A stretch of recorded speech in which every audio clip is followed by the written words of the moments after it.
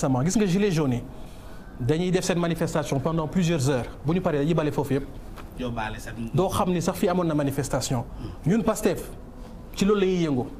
bi ñu jógee terrain Sacré-Cœur 3 sama oncle moomoo ne ma waaw yéen xanaa du fi ngeen doon def manifestation ma ne ko si mu ne ma dafa set ma ne ko parce que dañ ko bale donc culture boobu pour wan leen dafa war a commencer ci kër yi commencer ci quartier yi dem ci commune yi pour que mu nekk lu national dañuy rafetlu évidemment mu am une journée pour ça dañ koy rafetlu loolu lu rafet la mais dañ ko war a def mu gën a inclusif dugal ci ñëpp ñi nga xam ni c'est les forces vives de la nation comme ni mu koy waxee imam yi ak prêtres yi am nañ ci cër dans leur prêche les vendredis war nañ ci mën a wax bàjjenu gox yi nga xam ni am nañu influence ci quartier yi war nañ ci mën a wax ñeneen ak ñeneen ak ñeneen ci daara yi ci école yi comme ça au-delà même du président Macky Sall au-delà même de l'APR au-delà même des 5 prochaines années mu nekk culture boo xam ne dañ koy ancrer ci sénégalais bu nekk ci kër yi d'abord mu nekk ci xol yi nga xam ne bu président wootewul cleaning day sax ñun naturellement dinañ bañ salté parce que xam nañ ni lii baaxul ci santé baaxul ci image yu dëkk bi baaxul ci dara loolu moom mooy li may wax mais l'initiative en tant que telle rafetlu nañ ko te ñun suñu parti Pastef loolu ku ñu xam na ni yàgg nañ yëngu ci yu demee noonu.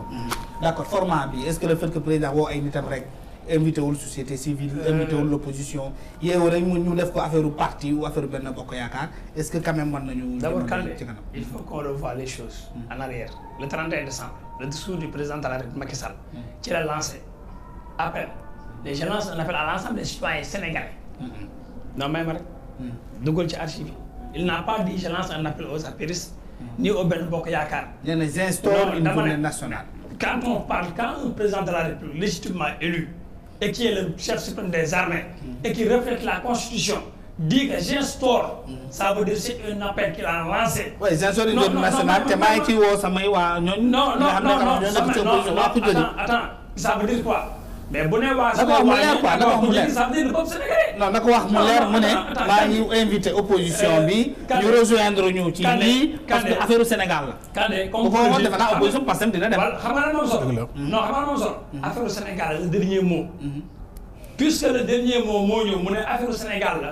est-ce que partisan waratu ci woon am. wax nga dëgg tey waa Pastef waratuñu woon gis ne. wax na ne non je sais non je donne un exemple. d'accord joxal yeneen exemple comme gars yi ñu seetaan. d'accord donc le fait que mu ne waa Sénégal c'est le mot Sénégal qui compte encore une fois de plus set ci xel la. nous devons être d'abord disciplinés. tout à fait. l'indiscipline tant que mu ngi persécuter ci réew mi mu ngi persister à disparaître Sénégal dina yéex a avancer ci normal. boo demee en Corée au Japon ba Rwanda bi nga xam ne barki des mondiales jóge ci génocide tey boo xoolee seen premier outil de développement mooy discipline nga dem Japon pareil Sénégal yi ñu war a njëkk a incarner instauré ko suñu bopp mooy d'abord la discipline mooy bu ñu naanatee café ñoo xam fu ñu koy sandi tout le temps prévoir que état. mais nan la ñu amee fu ñu koy tànn Sénégal fii da ngay dox non non dama la maa ngi ñëw fa laa jëm. da ngay dugg biir Fass doo gis. mais s'il te plaît fa laa jëm mais. non may ma. Colobane. non ma xaaral mu leer ma tànnal Kandé. wax ci service d'hygiène. oui dafa am problème y a un problème. parce que s'il vous plaît dama teel a dog. ok vas-y. tout le temps programme d'abord organiser ko d'abord teg ay poubelles da ngaa teel a dog rek. ah oui gis nga cleaning day bi ñu wax nii. xëy na dafa joxe appel solennel le 31 décembre parce que jar na discours bi ñëpp koy déglu mais am na organisation bi ci am yaa ngi wax tantôt les bàjjenu gox d'abord les mouvements associatifs. c'est ça. exactement. tout à fait. koñ ba day set wicc. après nga ñëw ci biir koñ bi am na ASC association bi nekkuñ ci ASC sportif culturel. tout à fait. mais dañ koy créer di nettoyer. tout à fait. boo duggee ci réseaux sociaux yi. boo duggee ci réseaux sociaux yi dañ ci gis ay man bokk naa ci benn cleaning day bu ñuy def boo xam ne chaque 2 semaines la ci Facebook bi lañ xamante boo xam ne du ma tudd tout bañ publicité mais chaque 2 semaines dañuy dañ ci benn artère VDD et cetera di ko nettoyer ñooñu ñëpp ils seront impliqués parce que président dafa ne en dehors de l'appel solennel li mu joxe dafay lancer ay commission ak ay organisation yoo xam ne képp koo xamante ne citoyen sénégalais nga ak de tout bord que muy bàjjenu gox que muy association que muy mouvement associatif il y aura des organisations yoo xam ne dañ koy organiser ba mu tegu ci yoon. dina am aussi ay budget yoo xam ne dina permettre poubelle yi ñuy wax naan da ngay naan kat doo ko am foog ko sànni attends état xam nga lan la c'est avant pendant et après et que le président du xëy rek lance cleaning day te deful avant pendant et après mais li am solo mooy nañu instaurer la discipline mooy ci jaga njaay yi buuxante yi nañu instaurer discipline suñu comportement bu ñu ñëwee dañuy sol ba set wicc suñu kër set wicc mais suñu bunt kër dañuy tilim. waaw beneen discipline mooy développé dëkk. li ma ci bëgg doon président li ñu ci woote yëpp mooy. il a lancé un appel à l'ensemble des citoyens sénégalais mais pas à la première. li ma ci bëgg doon mooy. au-delà de tout ça il faut Mbëbës aussi ñu xool. naka lañ koy transformer parce que monde bi aussi. il faut s'inspirer des bonnes pratiques. boo xoolee monde bi. actuellement mais déchets yi c'est de l'or en fait. mbalit bi nekkatul mbalit léegi wurus la naka la ñuy def ba transformer ko mu jur électricité jur énergie. loolu aussi dafa nekk point yoo xam ni président daf ci yàgg sooxe. mais léegi l'occasion est bonne pour que ñu xool naka la ñuy transformer Mbëbës mu nekk centre de tri nekk zone boo xam ne dañuy transformer les déchets mu nekk loo xam ne day indiwaat koom-koom ci économie bi loolu lu am solo la mais ni ñu ko bàyyee en l'état dafay poser un problème d'environnement ak de santé publique ñi fa dëkk. loolu aussi il faut ñu wax si. boo xoolee Mbëbës daanaka dafa yàgg sonal gouvernement yi fi ma si jaar yëpp c'est pas le président Macky Sall. parce qu'il y a pas de volonté. récemment volonté politique moo amul. je salue benn côté le ministre Abdou Karim Fofana dem na fi benn dëkk fan yee passé ci benn décharge boo xam ne dañ ko mujjee def benn genre souterrain def benn genre comme ni nga wax unité de production di fa wàcce poubelle bi seen Mbëbës boobu léegi day produire énergie. le deuxième point président jënd ci ay prérogatives donte lépp du mot parce que état continuité la. ak loolu xam nga naka la mën gën a doxee buñ ko defee partenariat public privé. nga xam ni public loolu ay proposition la mais dama la wax rek li nga xam ne moom la ci président jël ci perspective parce que bu ñu nee Sénégal zéro déchet moo la gën a xam ne zéro déchet boo ko lancé Mbëbës am na ci part de responsabilité boobu na à 80% mu ngi ci liggéey moom ak le ministre de l'environnement le ministre de l'urbanisme et du cadre de vie.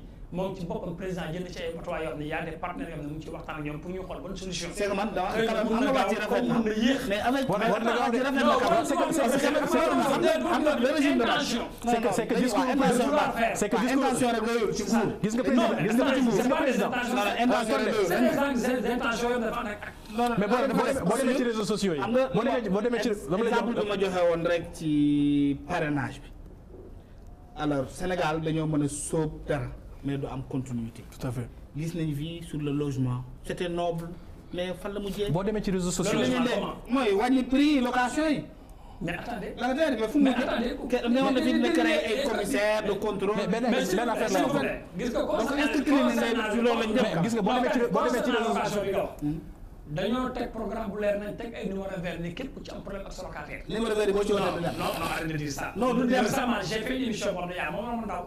et d'autres représentants des consommateurs ils ont dit que à tout moment man j'ai vu des gens yoo xam ne ils sont appelés ci numéro vert ils ont réglé le problème si Cap Foire. gis naa ko est-ce que bi ma gis nga man li ma bëgg a wax foofu mooy. te li wax dëgg la. c'est que président moom def na 7 ans de. mais dafa mel ni discours 2012 la am. réseaux sociaux xam nga naka lañ koy tooñee dañ koy defal benn affaire yi ñuy du mètre yi ñuy jëlee mesure. parce que loo wax mu ne dinañ ci jël mesure. loo wax rek mu ne dinañ ci gars yi loolu lañ koy tooñee Facebook ak Twitter dafa yor discours début de mandat xëy na jotuñu dugg ci économie beeg yooyu. mais am na mais un opposant ne va jamais voir ce qui est déjà cousu quoi. tey opposant bi du mën a gis auto point nga ñu ko tabax pour désenclaver xam nga Sénégal boo xoolee 100 milliards dañ koy perdre chaque année ci wàllu embouteillage mais tey moom du ma sa wax ci auto point nga xam ne mën na désenclaver embouteillage yooyu non exemple la non c'est pour dire que toujours il voit des choses yoo xam ne point boo ci jël bu ma seedee gis ne lu ma ci gis lu positif dama koy wax. li ma ci gis lu négatif aussi dama koy wax. c'est intéressant. mais c'est normal si un Sonko si un militant de Sonko à son compte Facebook et que mu jël caricature le président de la République mu yor tailleur ak yooyu nous savons que 95% de leur politique c'est fait sur les réseaux sociaux ça on l'accepte. Macky Sall tous ses actes c'est sur le terrain. moo tax première élection yu ñu bokk gis nañ résultat yi. waaw vraiment non ça on salue ça loolu moom on salue ça parce que déedéet loolu on le salue parce que Sonko c'est un jeune boo xam ne ñëw na ci politique révolutionnaire na ko man damay rafetlu avancé nga naan ci politique. remercier on arrive au terme de cette émission ñuy jaajëfal rek monsieur Cheikh Fatma